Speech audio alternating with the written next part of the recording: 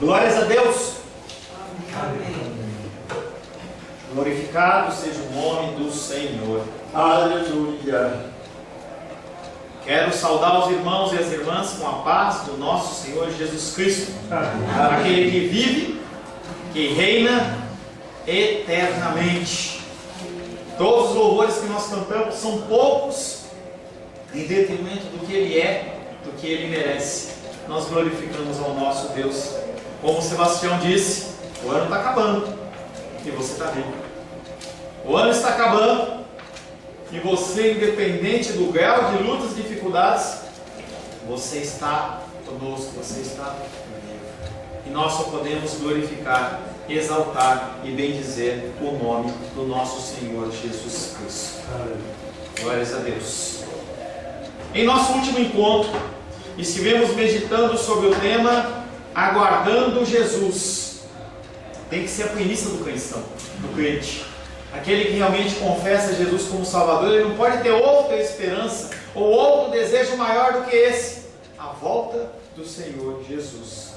Nós e os nossos anseios, nós e os nossos desejos, somos bombardeados pela sociedade, pela mídia, no objetivo, no intuito de cumprirmos os nossos sonhos a todo e qualquer custo.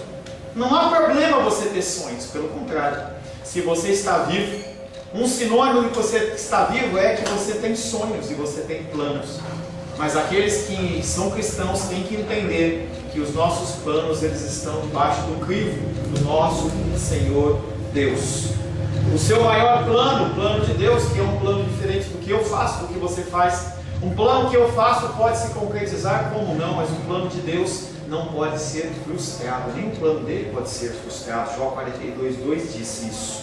E o seu maior plano é que nós desenvolvamos no nosso coração, verdadeiramente, como a nossa maior necessidade, não arrecadar bênçãos financeiras, mas buscar o reino dele e a sua justiça, sempre alicerçado na figura de Jesus Cristo. O versículo que ficou da semana passada é João 8:58, que diz: Jesus lhes respondeu: em verdade eu vos digo, antes que Abraão existisse, eu sou. Um estudo que nós fizemos alguns anos atrás, em especial com as crianças, Catecismo de Westminster, reunião de homens cristãos que definiram algumas normas, alguns procedimentos, algumas definições para aquilo que nós cremos como cristãos. E a primeira pergunta é: qual o maior propósito do ser humano? Para que o ser humano existe? Será que ele foi criado sem motivação? Será que nós estamos aqui para vivermos 50, 60, 70, 80, 90 anos, morrermos e deixarmos de existir? A resposta não é ser feliz. A resposta não é casar. A resposta não é ter uma família. A resposta não é ter uma casa própria. Mas o fim principal do homem é glorificar a Deus e gozá-lo para sempre. Seria as maiores tristezas, pessoas mais tristes, se nós não pudéssemos crer que nós temos um Deus que está preparando um lar para nós, e que a nossa existência simplesmente se findasse aqui com o fim das nossas vidas. Como Abraão, que nós falamos na semana passada, junto com Simeão e Ana, somos chamados a dedicar as nossas vidas a glorificar a Deus e cumprir todos os seus propósitos nas nossas vidas, através, não do meu esforço, mas através da pessoa de Jesus Cristo. Ele é que faz tudo ser possível. Nós temos que nos alicerçar na palavra de Deus. Nós temos como título de hoje: Vendo Jesus em meio às lutas. É muito fácil você ver Jesus quando está tudo bem. Dinheiro no bolso, saúde, os familiares estão à sua volta, não há problemas, não há dificuldades, o nosso emocional está alinhado, a condição que nós vivemos ela é tranquila. É tão fácil ver Jesus numa condição como essa. Mas em meio às lutas, como que nós conseguimos ver Jesus em meio às lutas? Ele está no meio das lutas? Ou, como o apóstolo Pedro e os discípulos, que quando a tribulação veio da perseguição dos sacerdotes, eles, como Ele quer que a gente pense que Jesus age. Quero convidar você a abrir a palavra de Deus no Evangelho de João, capítulo 9. Iniciamos hoje João capítulo 9. Nós já andamos por um terço do Evangelho de João. Leidinha me perguntava, até quando vai? Não sei. 2018? 19? Não sei. Meu objetivo aqui não é entreter você, o meu objetivo aqui é falar dos ensinamentos de Deus. E há muita coisa ainda para a gente aprender nesses textos. Lembra de uma ilustração de um pastor em que ele falou o seguinte: vou começar uma série de sermões.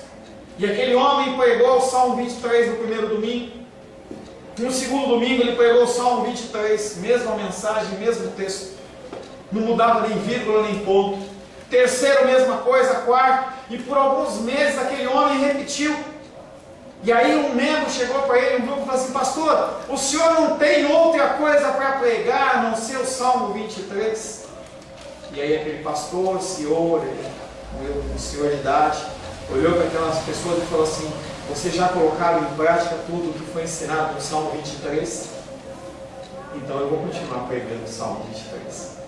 Nós temos que entender que a palavra do Senhor, ela é rica e ela se renova a cada dia, a cada forma. Quero convidar você a abrir a palavra de Deus no Evangelho de João, capítulo 9, verso 1 em diante. Nós vamos ler do verso 1 ao 12. Evangelho de João, capítulo 9, versos de 1 a 12. Caminhando Jesus via um homem cego de nascença. E os seus discípulos perguntaram: Mestre, Rabi, quem pecou, este ou seus pais, para que nascesse cego? Respondeu Jesus: nem ele pecou, nem seus pais, mas foi para que se manifestasse nele as obras de Deus. É necessário que façamos as obras daquele que me enviou enquanto é dia. A noite vem, quando ninguém pode trabalhar. Enquanto estou no mundo, eu sou a luz do mundo. Dito isso, cuspiu na terra, e tendo feito lodo com a saliva, aplicou aos olhos do cego, dizendo-lhe: vai, lava-te no tanque de Siloé. O nome do tanque de Siloé significa o enviado. Ele foi, lavou-se e voltou vendo. Então os vizinhos e os que dantes o conheciam de vista como mendigo perguntavam: não é este o que estava sentado pedindo esmolas? Uns diziam: é ele. Outros: não, mas se parece com ele. Ele mesmo, porém, dizia: sou eu. Perguntaram-lhe, pois: como te foram abertos os olhos? Respondeu ele: o homem chamado Jesus fez lodo, untou-me os olhos e disse-me: vai ao tanque de Siloé e lava-te. Então fui, lavei-me e estou vendo. Verso 12. Disseram-lhe, pois: onde está ele? Onde está Jesus? E ele respondeu: não sei. Palavra do Senhor, amém? Senhor, em nome de Jesus, nós louvamos, adoramos e bendizemos o teu nome, porque a tua palavra é viva e eficaz e mais cortante do que uma espada de dois gumes, capaz, Pai, de dividir alma e espírito, juntas e medulas. E nós, Pai, nesta noite precisamos ouvir a tua voz mais uma vez. Nós, Pai querido, carecemos da tua presença. Carecemos que o Senhor fale aos nossos corações. Estamos tão cansados de discursos humanos, tão cansados de promessas vazias. E nós, Pai querido, queremos colocar a nossa vida nas tuas mãos nesta noite. Em nome de Jesus. Amém. Amém. Capacita, Deus, eu te peço, em nome de Jesus. Jesus em meio às lutas. Nessa abertura do capítulo 9, nós vamos fazer uma breve introdução para você poder se situar do que nós vamos falar no decorrer desses domingos. Jesus, ele abandonou o templo. Você lembra na semana passada, quando estava tendo aquela discussão com os fariseus, e aí a hora que aqueles homens não tinham mais nenhum tipo de recurso teológico e inspirativo, eles partem para a violência, pegam pedras e vão apedrejar e matar esse Jesus. E Jesus, ele sai e vai embora. Nós falamos que ele saiu não porque ele estava com medo, mas porque não era chegada a hora dele. Mas ele, Jesus, apesar de sair do templo, apesar de não ser aceito por aqueles homens, ele não renuncia o seu trabalho, ele continua fazendo. É algo que nós somos comissionados a fazer. Eu conversava com o Paulo ali fora a respeito disso. Independente de como as pessoas te tratam, independente do que acontece, nós temos que continuar sendo cristãos. Você não é cristão apenas quando as pessoas te tratam bem. Você não é cristão apenas quando a situação está boa, mas você é cristão desde que você confessou, que você alicerçou a sua fé na palavra. Você não tem como você ficar indo e vindo. É algo que é definitivo sobre a sua vida. Jesus Cristo sabia disso. E ele tinha como intuito trabalhar em prol do homem. Esse capítulo 9 que nós vamos trabalhar, ele está ligado a um tema que nós trabalhamos no capítulo 8, que é a festa das cabanas, por meio de uma referência, que também apareceu lá em João capítulo 8, em especial João 8:12. De novo, Jesus lhes falava dizendo: eu sou a luz do mundo, quem me segue não andará nas trevas, pelo contrário, terá a luz da vida. E agora nesse capítulo 9 ele retoma essa frase de que ele é a luz, que ele é o caminho, que ele é aquela direção, que é ao qual nós temos que segui-lo. Não há outro caminho, nós temos que segui-lo. E ele retoma esse discurso. Esse capítulo 9 retrata o que acontece quando a luz brilha. Em 8 fala que ele é a luz. No 9 ele fala, essa luz ela existe e ela brilha. E o que acontece? E nós vamos ver que para pessoas que são cegas, a luz traz a vista, eles passam a enxergar.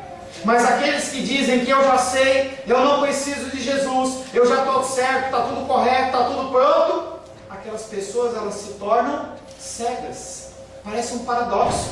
Quem é cego passa a ver, e quem vê fica cego. Esse capítulo prepara o terreno para o capítulo 10, em que um forte contraste é traçado entre o bom pastor e o mau pastor. O mau pastor que nós temos visto através da vida dos religiosos, no João capítulo 1, 2, 3, 4, 5, 6, 7, 8, aparecendo aqueles homens que só querem satisfação própria, só querem o bem-estar próprio. E esse texto de João 9, ele prepara o texto de João 10, que vai falar sobre o bom pastor, que é Jesus Cristo. A relação com a cura do inválido aparece pela cegueira. Lembra que lá atrás, em João capítulo 5, nós falamos do inválido, aquele homem que estava lá à beira da piscina, no meio dos pórticos, na entrada, perto da entrada do templo. E quando Jesus cura aquele homem, os judeus religiosos vão ficar muito bravos porque ele fez aquilo no dia do sábado, e começa todo um questionamento. E aí ele vem fazendo agora novamente uma cura no mesmo lugar, só que agora ele cura um homem da vista. João capítulo 5, verso 3. Nesses jazia uma multidão de enfermos, cegos, coxos e paralíticos. Da mesma forma que o inválido, também o cego representa o povo. Um povo que é oprimido. Um povo que sofre através da mão dos religiosos. Algo que aconteceu esta semana. E aí no momento eu fiquei bem contente, mas depois eu fiquei triste. E aí a gente não sabe a intenção do coração do ser humano. E aí você vê que no começo da semana o deputado ele foi lá e renunciou. E ele fez um discurso na Câmara muito forte. E eu assisti aquilo e eu fiquei olhando ele falando daqueles parlamentares. E ele falava assim: olha, vocês têm que pensar mais no povo. Eu sou uma pessoa que sou do povo. E eu fiquei olhando aquele discurso e falei assim: que diferente. Nunca tinha visto isso. Nunca tinha visto um homem que se colocava perante um grupo de parlamentares, expondo eles ao seu pecado e abrindo mão de uma vida tranquila e regalada. Mas aí essa satisfação ela não durou muito. Conversando com a minha esposa, ela falou assim: olha, aconteceu isso, e eu defendi, falei: não, o cara falou mesmo. E aí a gente vê que o suplente dele é alguém do partido dele, que é mais sujo do que pau de galinheiro. E a gente fica pensando, a pessoa abre mão de um trabalho para colocar uma pessoa pior no lugar. Será que houve alguma motivação política ou não? É difícil. É difícil. Nós vivemos debaixo da opressão, não de religiosos, mas de políticos. de juízes, de ministérios, de pessoas que têm o poder, não usam em prol das pessoas, mas elas nos massacram. Não era diferente no tempo de Jesus Cristo. Abrir os olhos ao cego é uma frase que relaciona a atividade do Messias com a missão libertadora do servo de Deus. Essa abertura do cego, dos olhos ao cego, não é algo comum, não é algo natural, mas tem a ver com a missão do nosso Messias. Isaías 42, versos 6 e 7. Eu, o Senhor, te chamei de justiça. Tomar-te-ei pela mão e te guardarei, e te farei mediador da aliança com o povo. E o que para os gentios? Luz. Para abrires os olhos aos cegos, para tirares da prisão o cativo, e do cárcere os que jazem em trevas. A cura do cego é um simbolismo do novo nascimento através do Espírito Santo. Quando você está morto, você é renovado através do Espírito Santo. Quando Jesus Cristo estava morto, quem o ressuscitou foi o Espírito Santo. Trouxe ele à vida. O cego de nascimento, ele é carne. Você sem Cristo, você é carne. As pessoas que andam pelo mundo sem Cristo são carne e sempre vivem na esfera das trevas. As pessoas que não têm Cristo no coração, as pessoas que não professam o cristianismo verdadeiro, andam em trevas. Elas acham que veem, mas não veem. Acham que estão fazendo coisas certas e não estão fazendo coisas certas. E infelizmente só vão descobrir isso provavelmente no dia do juízo. Vai ser um dia de tristeza. Jesus os convida, nos convida a nos lavarmos na piscina onde a água é o Espírito, e no Espírito nós recebemos a vida.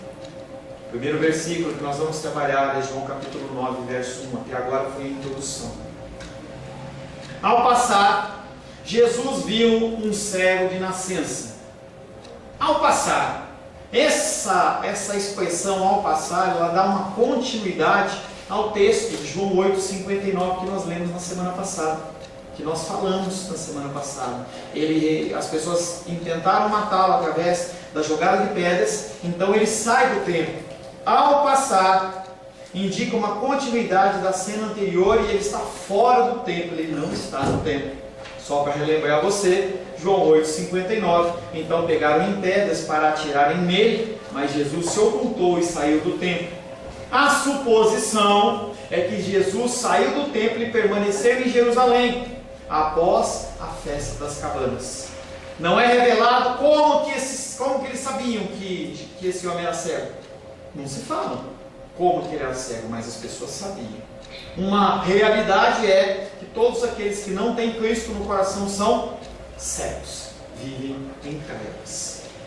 João capítulo 9, verso 2. E os seus discípulos então perguntaram: Mestre, Rabi, quem pecou para que nascesse cego, ele ou seus pais? Os discípulos veem aquela situação e ficam curiosos. Mas de onde vem essa curiosidade? Tem alguma base na cultura judaica? Tem, sim, senhor. O poder de Cristo vai ser exposto, porque a cegueira que aquele homem trazia desde o ventre da sua mãe, ele não podia ser curado por medicamento nenhum. Se pudesse, tinha acontecido. 5, 10, 15, 20, 30 anos seria o tempo suficiente para se levantar alguma soma de dinheiro para que ele pudesse passar por algum tratamento que fosse possível. Não havia tratamento médico possível naquela época, naquela região, então aquele homem permanecia cego. E aí essa dúvida, esse tipo de situação leva os discípulos a perguntar, dentro de uma versão mais nossa aqui: esse castigo é proveniente do pecado de quem? De quem é a culpa? Quantas vezes as pessoas olham para mim e para você e pensam que é assim, né? Por que você está passando isso? O que você fez? O que você fez? Os discípulos que o acompanham apresentam uma pergunta que corresponde à mentalidade da época. Não era uma coisa somente dos discípulos. Era algo que era corrente em meio ao povo judeu. Segundo a concepção corrente do judaísmo, Deus, ele sim podia provar o cristão, provar a pessoa, não o cristão, o judeu. Ele podia permitir que sobre a vida de um homem, de uma mulher, de uma família, de uma nação, de um grupo, houvesse lutas e dificuldades. E nós vemos isso claramente no povo de Israel no deserto, em que eles padeceram lutas e dificuldades. E quem permitiu aquilo, quem infligiu aquela luta, foi o próprio Deus. Mas o objetivo daquilo era fazer com que aquelas pessoas crescessem, edificassem. Falava hoje de manhã pela dominical com a irmã Maria dos Reis. A luta e a dificuldade, ela vem sobre todos, cristãos e não cristãos. A dificuldade financeira, ela vem sobre cristãos e não cristãos. A dificuldade de saúde vem sobre cristãos e não cristãos. A dificuldade emocional vem sobre cristãos e não cristãos. A diferença é o motivo, o propósito, a finalidade. A finalidade sobre um cristão, alguém que realmente quer viver aos pés do Senhor, é a edificação. O objetivo é provar o meu coração, provar o seu coração, revelar onde o nosso coração está alicerçado, se é nas coisas que nós temos, ou se é na condição futura, como Sebastião falou aqui na abertura. Será que nós estamos procurando? Será que nós estamos procurando as coisas naturais apenas? Ou as coisas espirituais? Tiago capítulo 1, verso 2 e 3 fala sobre essa condição em que Deus permite ou inflige essa luta e dificuldade sobre aqueles que são filhos. Meus irmãos, tende por motivo de toda alegria. Pastor, você está brincando? Quer dizer que além da luta vir, eu ainda tenho que ter alegria? É o que o Tiago está falando. Meus irmãos, tende por motivo de toda alegria o passardes por várias provações, sabendo que a provação da vossa fé, da minha fé, da sua fé, uma vez confirmada, não produz destruição, produz perseverança. O que é perseverança? Eu sei em quem tenho crido. Eu sei que Ele é fiel e justo para guardar o meu depósito até aquele dia. Mesmo que eu ande no vale da sombra da morte, não temerei mal algum, porque Tu estás comigo. Pereceria sem dúvida, se não cresce que veria os bens do Senhor nas terras dos viventes. Uma coisa pedi ao Senhor, e a receberei, que eu possa viver com o Senhor eternamente todos os dias. Essa é a perseverança. Você olha para a luta, olha para a dificuldade e fala, tem algo melhor à frente. Mas, dentro do entendimento judeu, nenhum castigo que procedesse de Deus podia impedir o homem de estudar a lei. E aquele homem, ele era cego. Ou seja, dentro do entendimento judeu, a pessoa podia ter qualquer doença, mas cegueira não, porque cegueira impedia que ele lesse as Escrituras, que ele pudesse enxergar e estudar. Então o entendimento judeu é, se é cegueira, isso é pecado, não vem de Deus, isso é maligno, é uma maldição. Nenhum castigo podia impedir o estudo da lei. Então aquela luta, aquela dificuldade vinha de pecado. Provérbios 26, verso 2 diz, como o pássaro que foge, como a andorinha no seu voo, assim a maldição sem causa não se cumpre. Já contei essa história, mas ela é pertinente, eu vou contar de novo. Estava lá em São Paulo, a gente estava passando uma luta de dificuldade grande financeira, eu e Rosângela. Luísa não era nascida ainda. E eu comentava com uma irmã da igreja de diaconisa, e eu falava para ela, senhora, estamos passando por essa luta de dificuldade. Ela olhou para mim, sem titubear, e olhou para mim e falou assim, pastor, você sabia que maldição sem causa não prospera? E ela me deu um soco no fígado, e saiu. E eu fiquei ali junto com os meus pensamentos, falei, poxa, o que será que eu estou fazendo de errado, né? E eu sei que eu sou pecador, mas, poxa, eu estava com dificuldade. Eu lembro que eu olhei para um cofrinho que a gente depositava moedas por Vicenzo, e eu pensei assim, pô, hoje eu vou quebrar esse cofrinho para comprar pão para comer, porque não tinha. E eu fiquei pensando assim, poxa, o que está acontecendo? E eu passei todo um tempo procurando um motivo para aquilo que está acontecendo, a partir da palavra da irmã, que é um versículo bíblico. E aí na outra semana, quando ela me encontrou, ela olhou e falou assim, pastor, eu quero pedir perdão para você. Eu falei, por quê? Porque Deus, ele falou grandemente no meu coração que isso não é resultado do seu pecado. Isso é algo que Deus mesmo está colocando sobre a sua vida, no sentido de formar e forjar a sua dependência no Senhor. Glórias a Deus por isso. O fato daquele homem ter nascido cego indica para eles que ele ou pecou estando ainda no útero da mãe, porque ele nasceu cego, ou ele fez algo, alguém fez algo. E aí você pode me perguntar, mas como é que ele pecou dentro do útero da mãe dele? E aí também é um entendimento humano. Eles entendiam que se a mãe estivesse num culto pagão, adorando a um Deus pagão, com aquela criança no ventre, aquela criança era participante do rito e do culto. Então ele era imputado sobre a vida dele a maldição e o pecado. Que coisa mais louca, que coisa mais doida. Mas nós fazemos isso. Nós trazemos pesos e julgos sobre a vida das pessoas, enquanto elas precisam apenas de um ombro para chorar, apenas de um apoio. Às vezes ela não precisa nem do teu dinheiro, ela só quer ser ouvida. Mas nós, com o nosso conhecimento teológico e religioso, nós vamos com todas as pedras sobre a vida da pessoa, e a pessoa ela fica mais oprimida do que estava. As Escrituras testificam que todos os sofrimentos aos quais a raça humana passa, ela provém do pecado original. Gente, todo e qualquer sofrimento, ele nasceu a partir do pecado original. A criação original de Deus não era uma criação original em que havia o pecado. O pecado ele adentrou através do pecado de Adão e Eva, por ceder à tentação que a serpente lhes infligiu, lhes proporcionou. Até então não tinha morte, até então não tinha doença, não tinha problemas. As pessoas podiam confiar, apesar que era só Adão e Eva, podia se confiar um no outro. Todo pecado vem do pecado original, toda dor, todo sofrimento. Sempre que nós vemos uma pessoa infeliz, e isso se refere a mim e a você, nós não conseguimos evitar um pensamento: o que essa pessoa fez?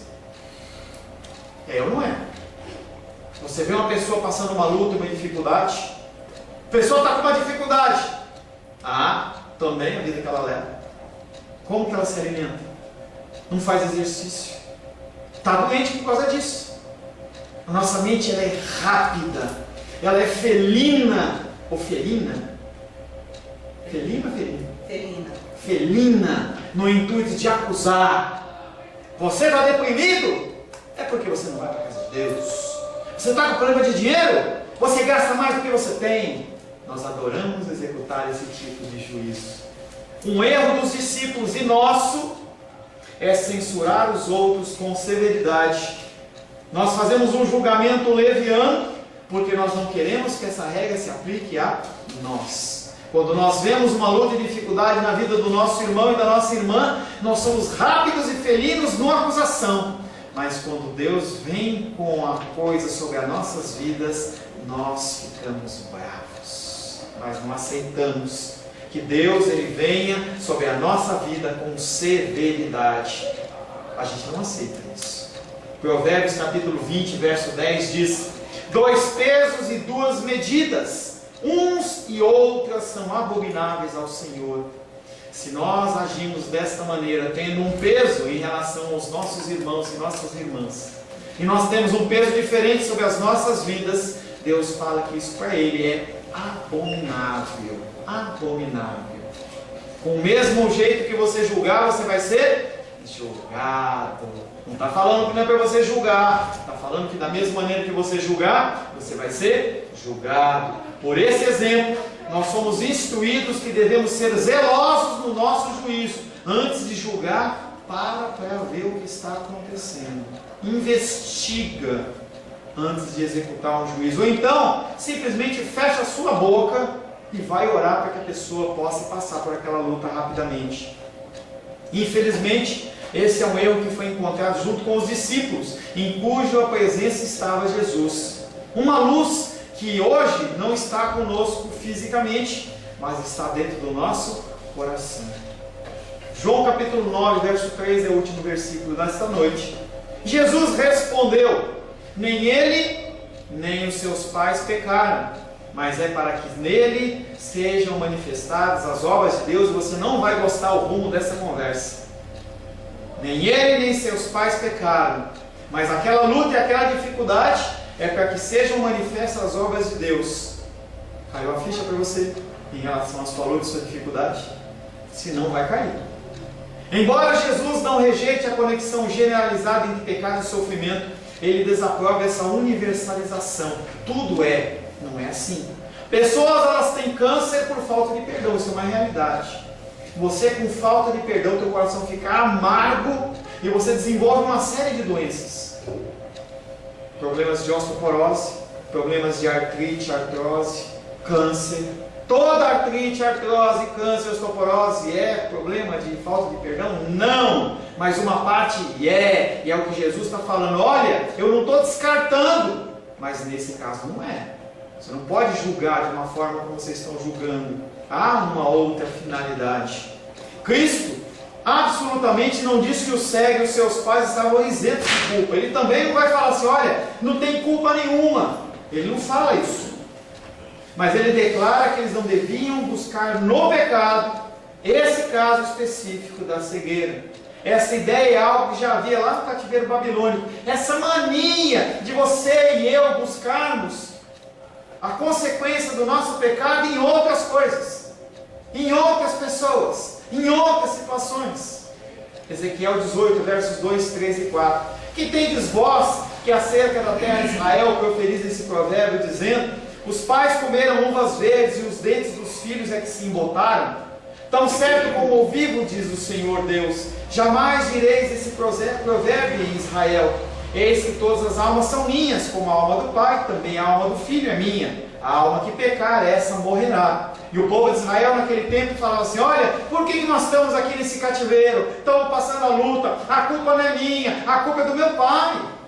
Você deve falar isso em relação a alguma luta sua. Ah, hoje eu estou assim porque o meu pai me tratou mal, a minha mãe me tratou mal, a sociedade não foi boa comigo, na escola me maltrataram. Hoje, com a temática do bullying, as pessoas elas se apegam a isso e falam assim, não, por causa desse bullying eu vou me matar. E aí tem uma série que eu comentei já com vocês, que é 13 razões para você se matar, em que a razão da menina se matar não é porque ela era mal resolvida, era porque as pessoas magoaram ela. E aí a culpa não é dela, a culpa é do bullying. Eu não estou dizendo que o bullying é correto, não estou dizendo que o bullying não nos magoa, não nos entristece. Nós não gostamos de ser rejeitados, mas isso não te molda. Te influencia, mas não te molda. O que é moldar? É você pegar uma forma de bolo, já dei esse exemplo, uma forma redonda, você coloca a massa lá naquela forma redonda e vai sair um bolo redondo. Isso chama-se forma. Nada do que alguém tenha falado para você, como tenha tratado você, te molda, ele te influencia. A diferença é que na influência você pode dizer não. O molde não. O molde você é daquela folha e não tem o que fazer. As situações elas nos influenciam, mas em relação a nós cristãos, elas nos moldam. Nesse exemplo, Jesus insiste que nem o cego de nascença, nem os pais pecaram. Antes, isso aconteceu para que a obra de Deus se manifestasse na vida dele. Você consegue ver na sua luta e na sua dificuldade que Deus ele permite isso, ou ele põe isso na sua vida para que você possa ser um motivo de glorificação dele? É verdade isso.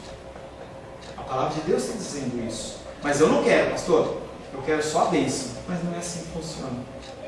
Jó olhou e falou assim, como que eu vou receber só o bem do Senhor? O Senhor deu, ele tirou. Glorificado seja o nome do Senhor. Numa situação extrema, em que aquele homem perde os seus bens, ele perde os seus filhos e perde a sua saúde. Ele fala, glorificado seja o nome do Senhor. É um exemplo para mim e para você. Também a ocorrência da cegueira de nascença estava dentro do controle de Deus e, portanto, do seu propósito. Esse é um versículo que você tem que decorar. E eu vou passar ele bastante vezes para que você decore. É um versículo que, quando você estiver passando uma luta de dificuldade, se ele vier à tua mente, a luta vai continuar, mas você vai ter outro enfoque. Você vai ter um coração diferente perante aquela luta. Tudo coopera para o bem daquele que ama a Deus, que é chamado segundo o seu propósito. Romanos 8, 28. Vamos comigo? Romanos 8, 28. Tudo, sabemos que todas as coisas cooperam para o bem daqueles que amam a Deus, daqueles que são chamados segundo o seu propósito. Romanos 8:28. Isso é uma arma para você no meio da luta e da dificuldade que você não tem noção. Uma arma para você. Cristo ensinava com essas palavras aos seus discípulos a expectativa que havia um milagre que iria glorificar a Deus. Portanto, nós devemos tomar muito cuidado quando a luta nos for imposta e nós tomarmos como sendo algo que não procede de Deus. As lutas e dificuldades, elas são verdadeiras e reais. E você vai continuar padecendo lutas e dificuldades ao redor de toda a sua vida. E a sua luta pode ser física, pode ser emocional, pode ser financeira, pode ser de relacionamento, toda sorte ou todas elas. Mas tudo coopera para o bem daquele que ama Deus, que é chamado segundo o seu propósito. Você é chamado por Deus? Sim ou não? Sim. Você é chamado por Deus? Você é cristão? Você tem Cristo dentro do seu coração? Se é sim, esse versículo é válido para você. Se é não, gema, fique triste, se entristeça, grite, porque para você não há saída.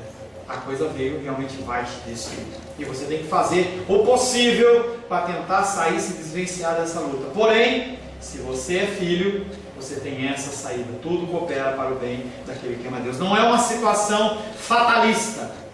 Então eu não vou fazer nada. Não é isso. Lute, guerreie. Quando a gente vê a colocação da armadura espiritual lá no livro de Efésios, ele fala: coloca toda a armadura espiritual. E quando vier a luta, esteja pronto. Se permanece firme. Porque aquele que é fiel e justo é fiel para guardar o seu depósito até aquele dia. Feche seus olhos.